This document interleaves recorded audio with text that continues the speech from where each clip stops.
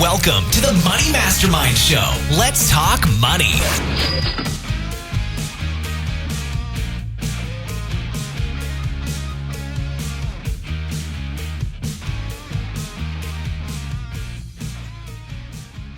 And welcome to the Money Mastermind Show. Wealth, we talk about all the time, but what does that really mean? What is wealth? Well, we're going to discuss that today with the members of the Money Mastermind Show. And those members are, we have Kyle Prevost of youngandthrifty.ca, Miranda Marquette of Planting Money Seeds, Peter Anderson of Bible Money Matters. Tom Drake's also a part of our crew of the Canadian Finance Blog, but he is not here right now. I'm Glenn Craig of Free From Broke. So, let's jump into it. Wealth. We all want it. We want a piece of it. We want to claim it. What is it, though? What does it mean to you? I think it's so interesting, Glenn, that the idea of wealth, most people think it's relatively simple and straightforward, accumulating assets of some kind, but it's actually such a fluid definition, especially in different cultures around the world. I find it really interesting, and as a history geek, I find it interesting, too, in our definition of wealth today versus the past, and sort of the lifestyle I get to live as a non-wealthy person today versus 60 or 70 years ago. It's interesting. I'm interested to hear our panelists' view on it because there should be some different variations. I don't feel wealthy, comparatively speaking, next to some of the folks we have on this show that have made millions of dollars and stuff. But on a world scale, you start looking at what other people have or don't have and what opportunities I have, and I start to feel pretty wealthy. Yeah, don't they say, like, compared to the rest of the world, like, everybody in the United States is in the 1%, like, of world wealth? Yeah, the thing is, it's so subjective when you're talking about wealth. You know, I was reading one study that showed when people were asked how much it takes to be rich, they always gave a number that was about twice their current net worth or income. So no matter what they were making, it was about twice what they were making. So if they were making $100,000, they would say $200,000. If they were worth $5 million, they would say $10 million would be rich. So it really is pretty subjective, and it really comes down to what it means in your own head, I guess. Well, maybe that's an interesting point too, right? You use the word rich, and I tend to think that there's a difference between being rich and wealthy. Yeah. You know? Well, I think Chris Rock said it. Shaquille O'Neal is rich. Yeah. The guy who owns the Lakers is wealthy. Right. Yeah, the guy that signs checks is wealthy. Yeah. He's wealthy. Yeah, and there is a difference there. So, like, I mean, how does that play into what our definition means? Well, I think a lot of it, though, too, is are you going to step back and I like what Peter was talking about, how a lot of people say, oh, well, they name a number that's twice what they're making. And I think a lot of the time, one of the pitfalls you run into when we're talking about being wealthy or being rich or whatever we're talking about is we start comparing ourselves to other people. And of course, if I'm going to compare myself to most of the people who live in my neighborhood, they would probably look at me and think that I'm wealthy or rich or whatever. But then when I turn around and if they were, you know, if I was to compare myself to, I don't know, somebody who lives, well, let's say Frank Vandersloot, who is, you know, Idaho's billionaire. I'm not wealthy at all.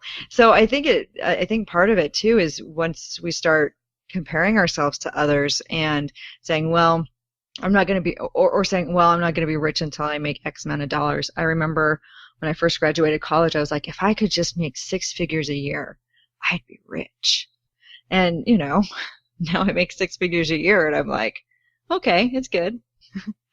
But I don't know that I'd say rich, but I think wealthy, when we talk about rich versus wealthy, I think it's a harder definition to make.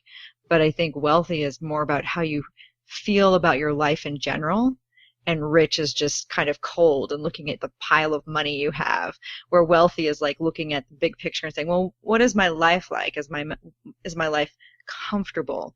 Do I have health? I think it's more of a holistic way of looking at things in my own mind. What did they say? Comparison is the thief of joy. Isn't that that's yes. A quote I saw somewhere on someone's shirt, or it was like right under a B column line or something. I don't know. But yeah, I sort of agree with you, Miranda. I consider rich if you have enough assets to live off the dividends or the proceeds of your holdings and not have to sell your labor. That's what I consider rich. But I agree with you. Wealthy to me has connotations other than some simple material goods. To me, like, wealth means it's like self-generating. It's something that's there, and you can work, you can do things for it, but it's something that it's sort of like in perpetuity. Like, the wealth just keeps building itself, and pays for everything.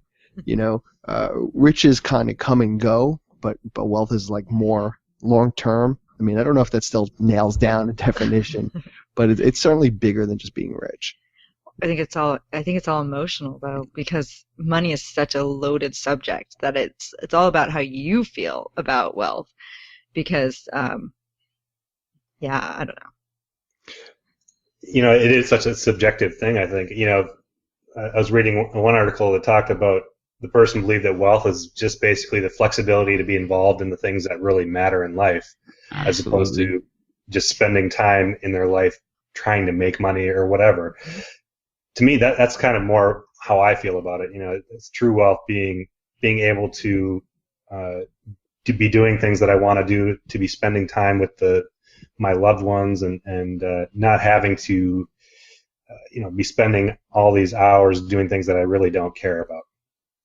Yeah, that's the flip side of it, Peter. I agree, because it's easy to be like the feel-good message of like, do what I want to do. For me, there's like the flip side of that.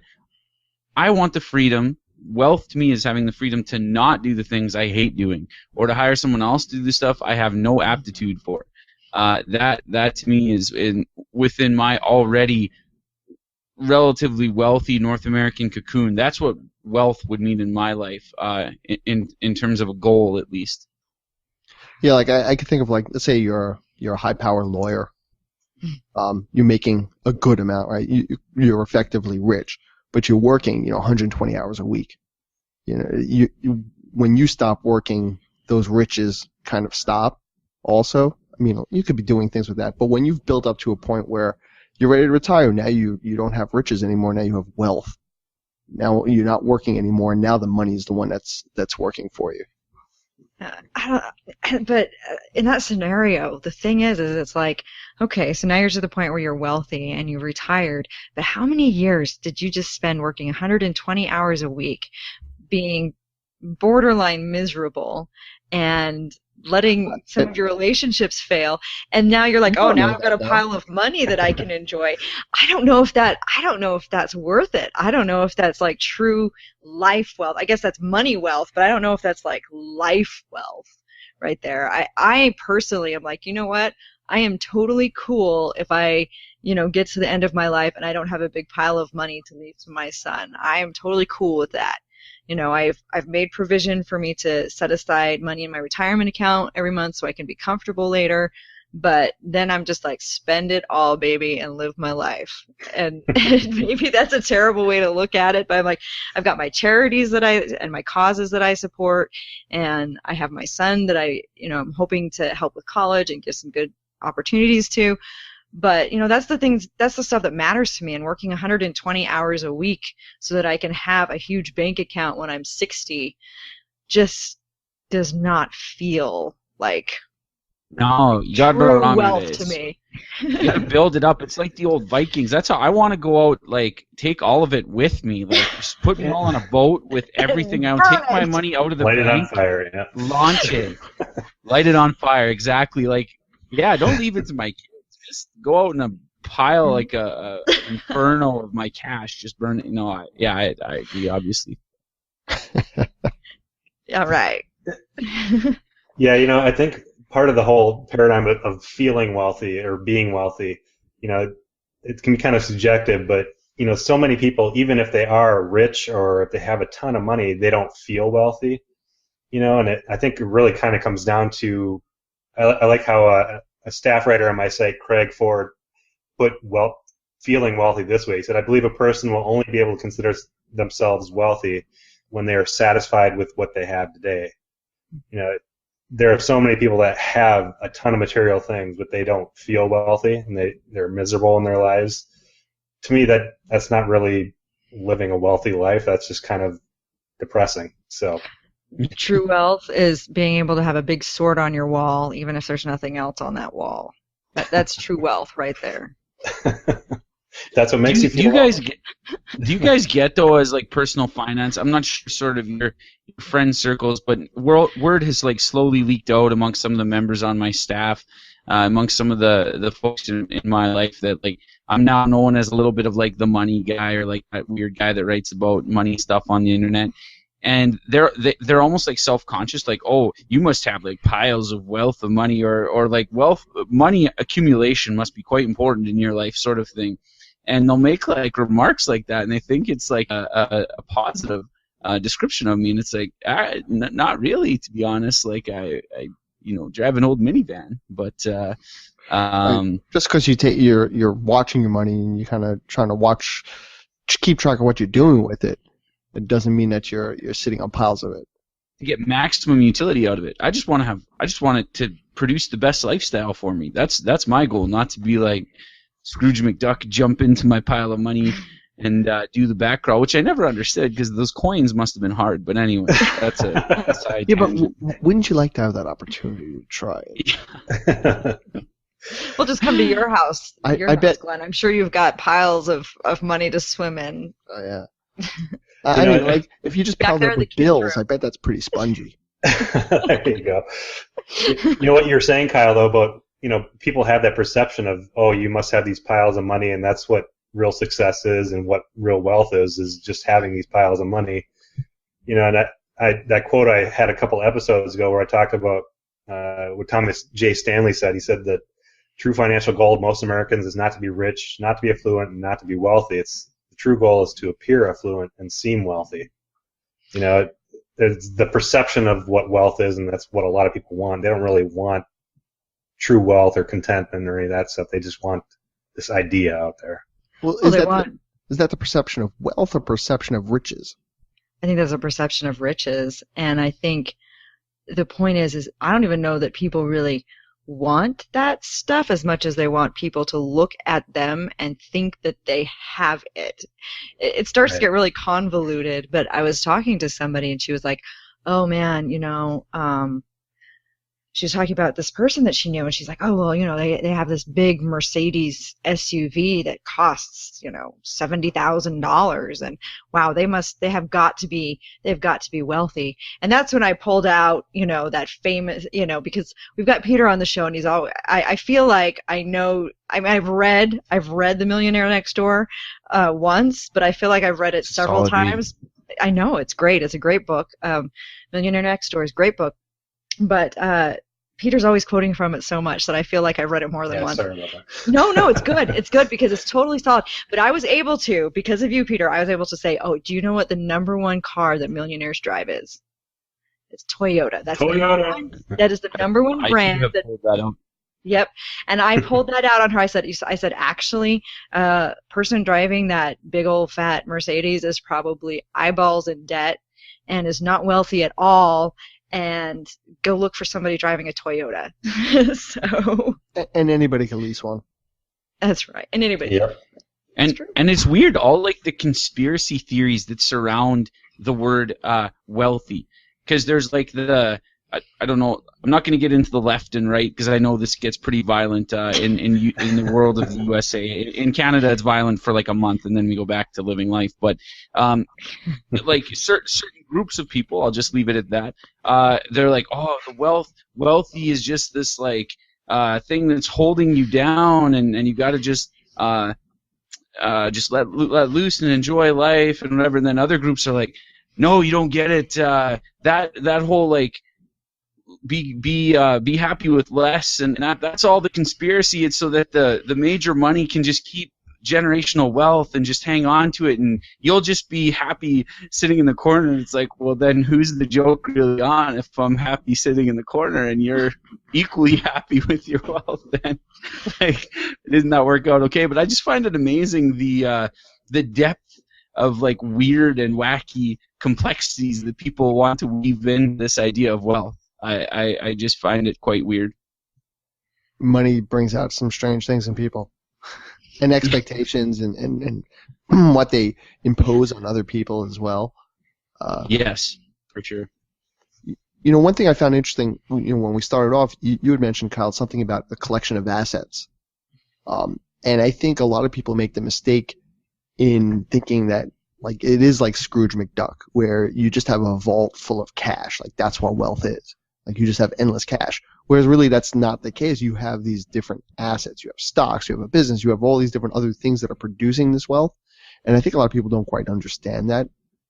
They think it's just like, bam, here it is. I'm just going to grab something, from under the couch and there I go. Yeah, and I think it's important to have an end goal that's besides just being wealthy. So many people, it's like, oh, I want to have all this money, and I want to be wealthy, and someday I can buy this expensive house.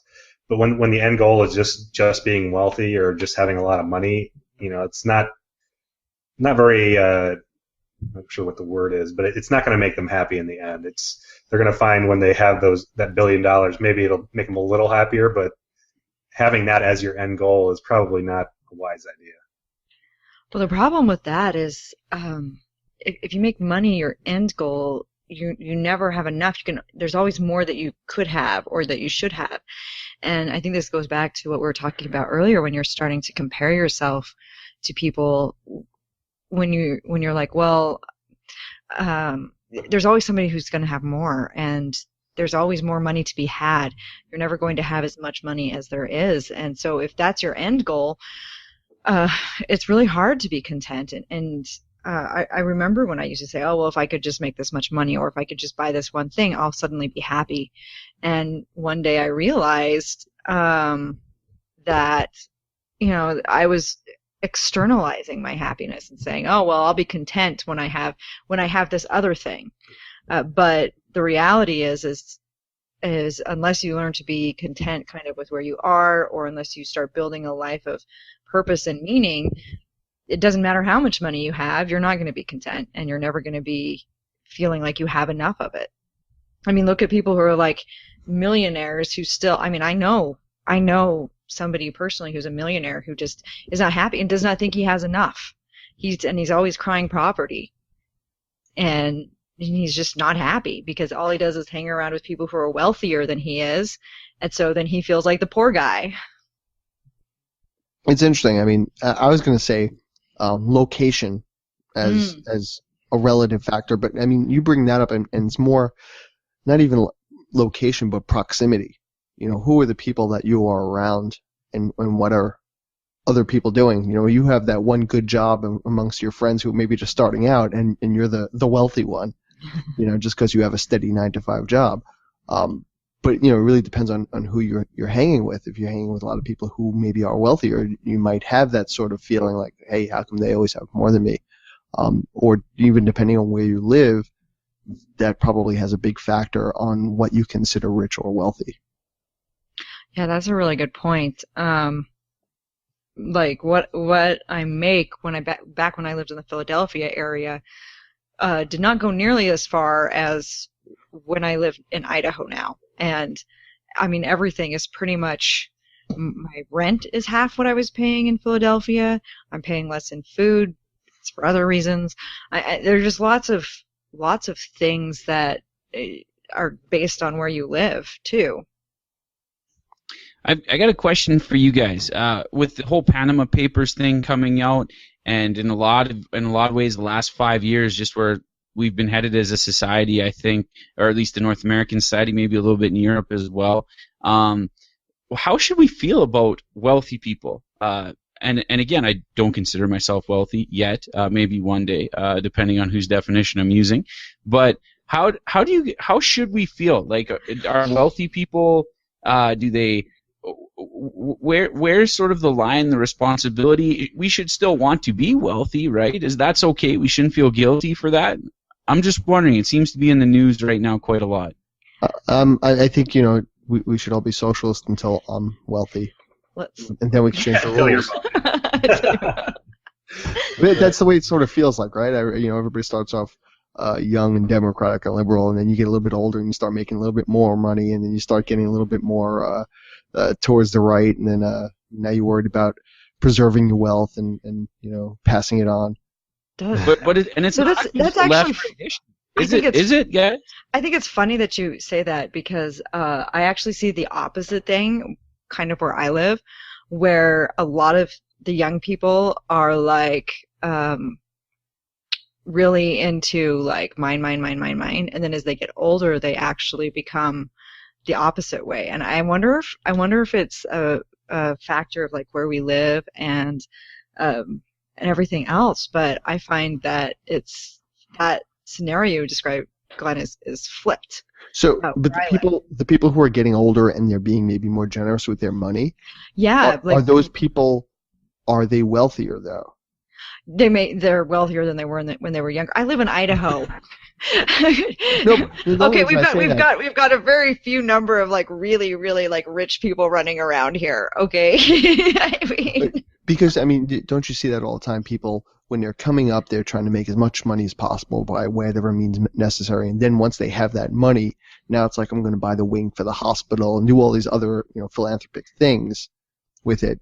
So it's like, yeah, they're going to be somewhat generous, but nobody here other than Frank. Nobody here other than Frank Vandersloot, whose contribution to the community is he puts on a wicked, awesome fireworks show every year for the 4th of July. But no, yeah, it's actually great. It's the biggest fireworks show west of the Mississippi. But that's what they tell us. It's 45 minutes long. That's a bold statement. Surely they watched the Macy's fireworks show in California, let's say.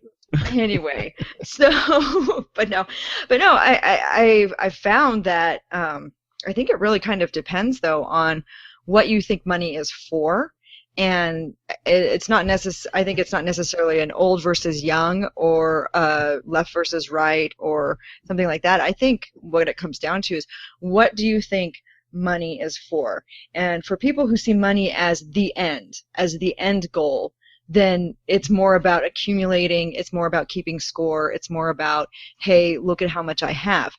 For people who see money as a means to an end or as a tool, that's, I think, where the difference comes in, because it doesn't matter how much money you have or how much money you don't have. I think it's more about how you view money.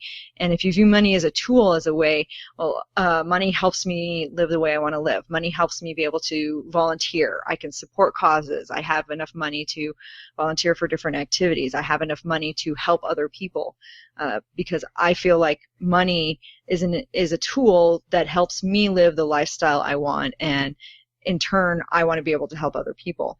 And that, I think it's a mindset thing more than anything else. And if you just say, well, money is the end goal, my goal is to see how much money I can pass on to my kids, or my goal is to see how much money I can get in the bank account because that's what I think is important. I think that's where the difference comes in. I think maybe it ties a little bit back into what Kyle was saying before, what does the money do to you also? Right. Yeah. Does it change you as a person? You start changing your values. You start changing the things that you do as a result. Yeah.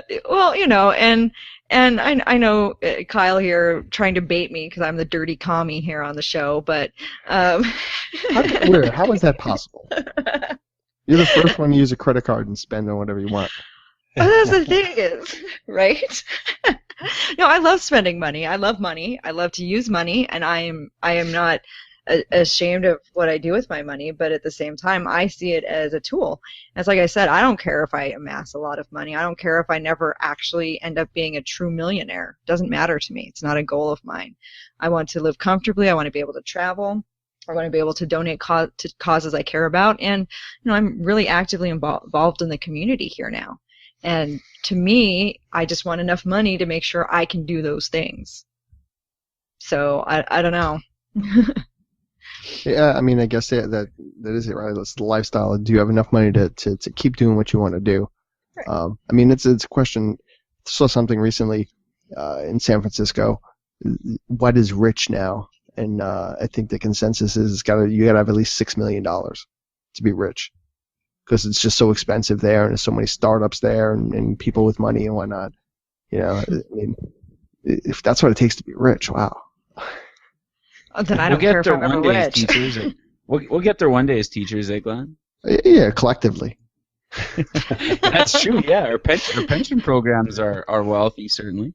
Yeah, and I mean that is building a wealth, right? Because if you have a good pension, it's a rare thing, but something that spits out your salary by the time you retire is probably worth millions. There you go. Yeah. It's a lot to put in for it, but hopefully you could do something that spits out maybe a little bit more than that. You can live maybe you live the life that you want with that money too. So we've had a lot of interesting talk and thoughts on what wealth and certainly riches are. So let's finish up here, and we'll have a final word. Peter, what's your final word on what wealth is to you? Well, to me, it's important when you're talking about wealth, it's important to realize that just being wealthy probably is not a good end goal. It's important to have other important things in your life besides just building wealth. Like the saying that says, wealth is like seawater. The more you drink, the thirstier you become. Mm-hmm.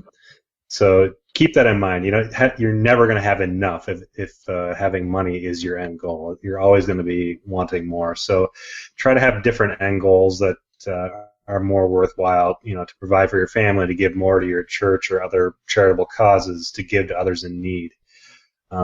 So just keep that in mind. And Miranda, what are your final words on what wealth is? I think it's more about your life in general rather than just money, and it's a little more holistic. And so I think that to me, wealth is really just a lot of what I've been saying before. Figure out what you really want in life. Figure out what's really important to you, and then figure out how you can use money as a tool to live that life and feel fulfilled in what you're doing. And then I think that you'll be wealthy, maybe not from a money standpoint, but just from a more holistic standpoint. Kyle, what's your final word on what wealth means? I think wealth is personal and it's relative, and don't let comparison steal your joy. If anything, if you really want to count your blessings in a either religious or non-religious way, read some history, man. I'm a history geek, and the wealthiest people in the world did not have the standard of living that I have now 100 years ago. There's people all around the world that do not have any of the wealth that my society just takes for granted around me. Never mind the personal income I have. The fact that I can walk into a hospital, and get health care is, or walk into a school and just have access to those things is a pretty cool sort of wealth defining on its own. So. Yeah, I mean, you go down that road. I mean, just having clean water is a huge thing for a lot of other societies outside of our own. Whereas we're just like, okay, I'm just going to turn this knob here and I'm cool. These are all great definitions, and hopefully it opens up some conversations out there. In fact, if you're listening to this, whatever your means you're listening to it on, whether it be on YouTube or on iTunes or whatever, leave your comment. Tell us what you think wealth is. We want to hear about it. So do that right now. Well, once we finish, and we definitely want to hear what you're thinking about out there. But to everybody out there, thank you for watching and listening. And until next week, be good with your money. Thanks for joining us on the Money Mastermind Show. Get more information at moneymastermindshow.com. Don't forget to subscribe to the show on iTunes and YouTube, and follow us on Google+.